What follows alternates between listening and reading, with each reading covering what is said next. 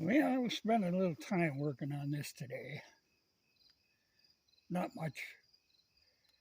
Just this evening here, I got into the idea I should look at something. Um, the regular tank for this is the aluminum one, but I have this Clark desert tank. It's a big tank. It's good in that it has a lot of capacity. The old one, not much. If you're looking at 100 miles, you got to be looking for a gas station. This has got a lot bigger capacity. And it does fit. It's pretty well designed, but Clark is kind of known for that. And it's got plenty of clearance with the steering.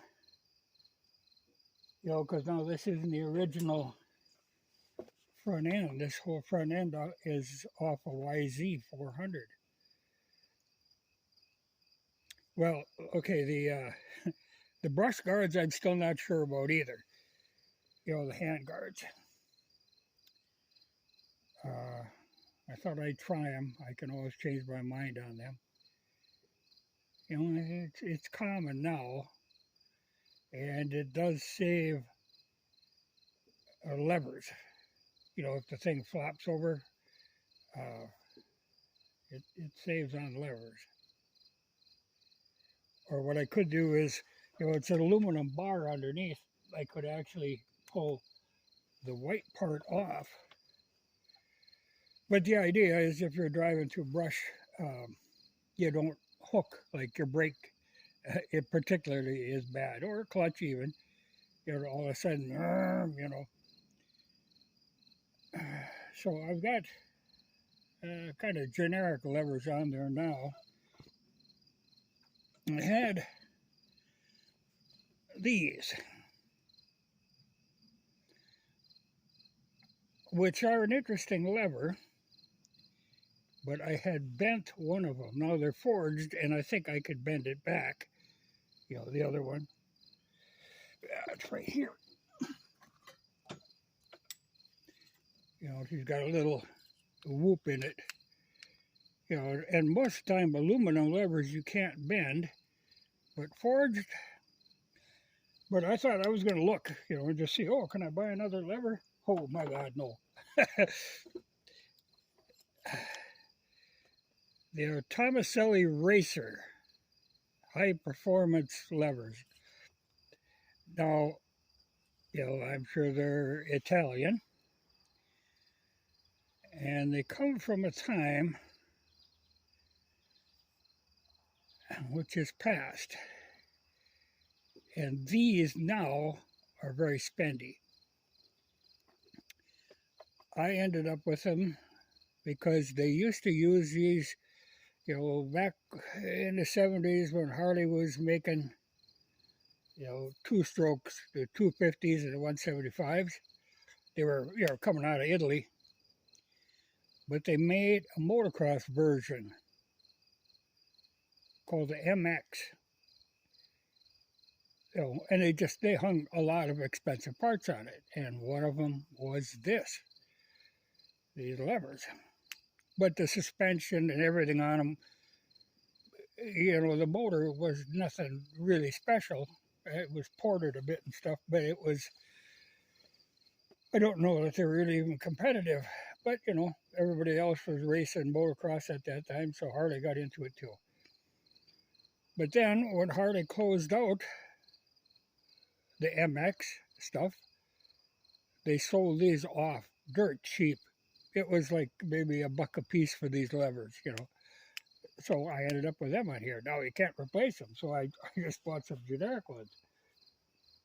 But I looked on eBay to see it. Oh my God, they wanted a lot for these. So that was a no-go.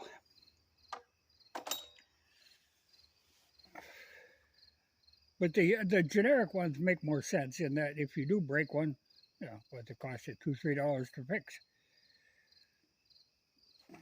So I think I'm going with that.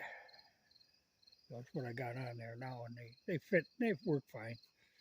Uh, Particularly if you know, with them hand guards, you can kind of protect them. So I'll think about that. Uh, and I've got to replace, well, I've got a different rear fender to put on that has a little more coverage because that one it's rather short. And that's laying right here too. You know, this is a lot longer fender, a lot better coverage, and it lines up with that inner fender. But part of it is I have to change the tail light because on a trail bike, you know, it's good to have a tail light on a trail bike in that you got the brake light then to warn somebody behind you that your brake is coming on, you know, that you're slowing down.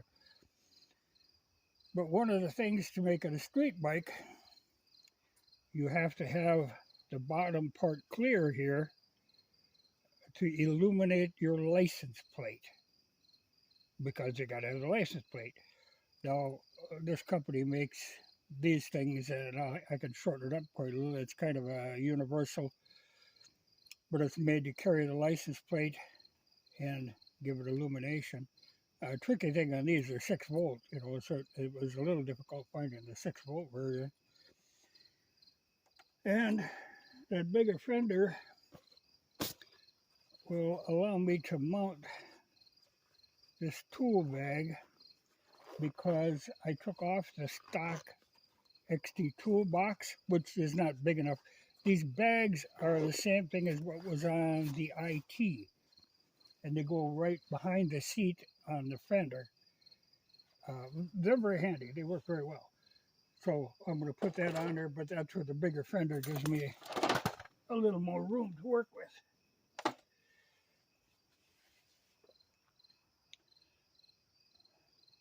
And I ordered some headlight mounting brackets because these are what, 38 millimeter fork tubes. And the originals, I think, were like 32. XTs came with a pretty spindly front fork, which is why I went to the YZ setup. But then my regular headlight mount don't fit, so I had to order in a set for that. But you can buy all that stuff cheap. You know, it's not expensive, that piddly stuff like that. But I think I'm going to try that Clark tank. I don't know what the hell it was. It's 4, 5 gallons. I don't know, it's big. You know, it don't look so big sitting at the side here, but it is tall and it is wide. You know, it kind of flares out. It's narrow by the seat, but then it flares out. But it clears. And I bought the damn thing, you know, like 10 years ago. So maybe I best use it. And I can save my aluminum one because them aluminum ones have gotten to be crazy expensive now for people restoring XTs. And I do have a thought in mind for that too.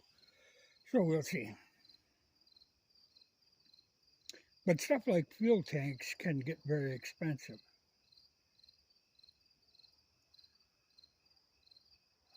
Yeah, I'll have to. It's interesting, piddling around. But like I say, I think I'll try that Clark tank. And if it just annoys the hell out of me, but it very much looks like what the IT tank actually even looked like. Very similar styling, and all the new ones use that same style of tank. I'm sure this would confuse the hell out of somebody. They would think it was like an IT with an XT motor stuck into it or something. So it's not hardly recognizable unless you're very familiar with those motors.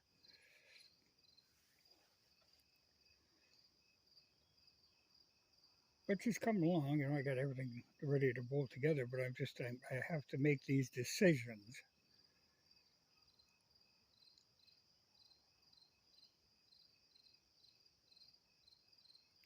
But I think I'm on the right track. The big question is the tank. If I can live with that. I tried it the one time. I had it on there, and it just seemed so big, coming from the regular tank. Big albino toad sitting on front of a motorcycle. I don't know. But there is always that, like it used to be riding if somebody had a Sportster. Anywhere you go, boy, 100 miles max, you had to stop and top them off because they couldn't do her more than that. They have a small tank. And it's easy to put 100 miles on.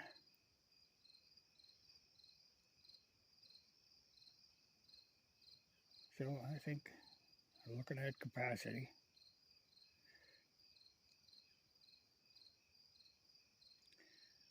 But I'm getting there. The hand guards are interesting. Like I say, everybody seems to run, or bikes all come with them now. I can see their point.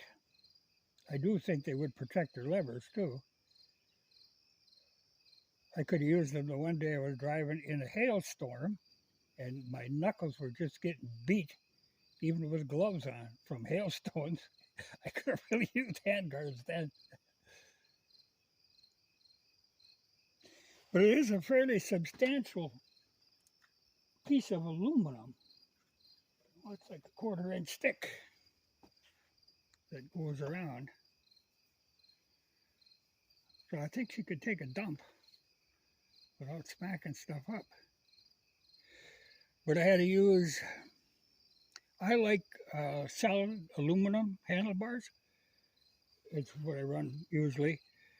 But I had to use a regular motocross style of tubular handlebar because they mount in the end caps. In the end of the handlebars is where they got a compression fitting that goes in there. Like a concrete fastener almost.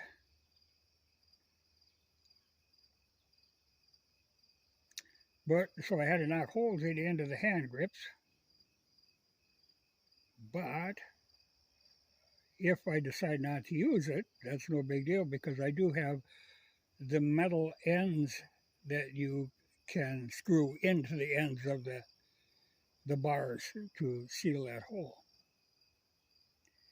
And actually, having that hollow bar, there's an advantage, especially with these big singles, because you can add weight to the inside of your handlebar to shift the point of vibration. If you have a problem with mirrors shaking like at 60 miles an hour, they'll just get blurred, you can weight the handlebars to move that point up or down.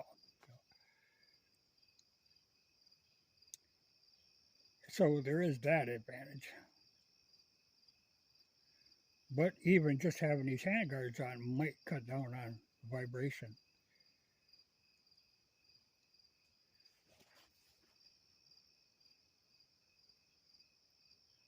I mean, it looks all right.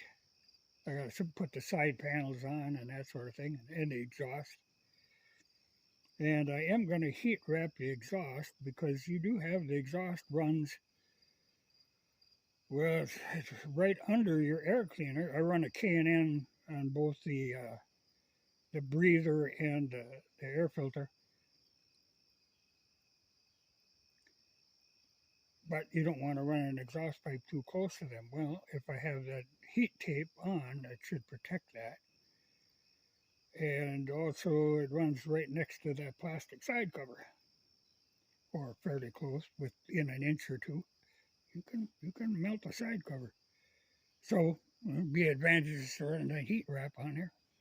In fact, I did buy a pair of rubber gloves to work on that heat stuff because last time I used it on that Grizzly, that fiberglass heat tape, I tried not to, but I had her in my fingers for a while, and I want to avoid that again.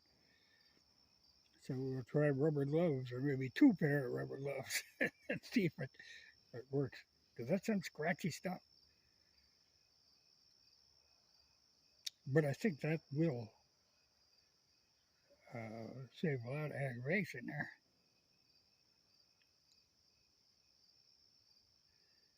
Yeah. I actually wasn't going to do a video, but then I was sitting here talking or thinking to myself if I want to do it this way or not. So I turned the camera on.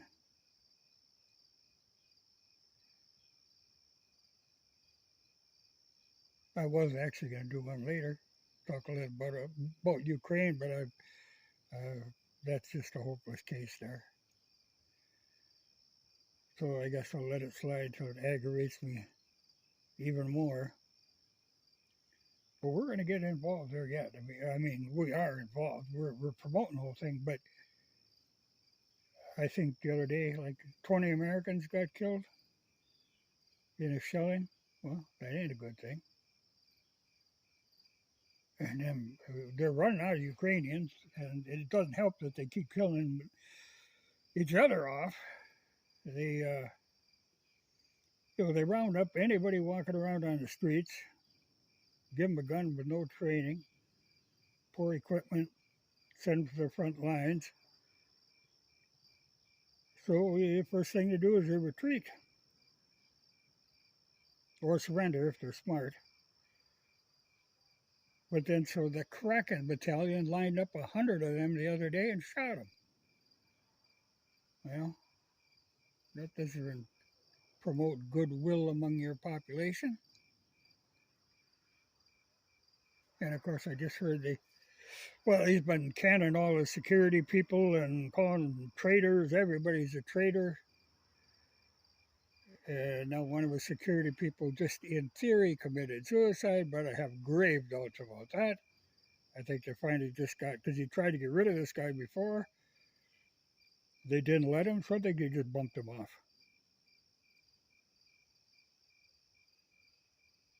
And call it a suicide. But we're getting up to our necks in that mess. That's the people to be hanging with. Man, that's something else. Well, I'll worry about that some other day. I got this thing to worry about for now.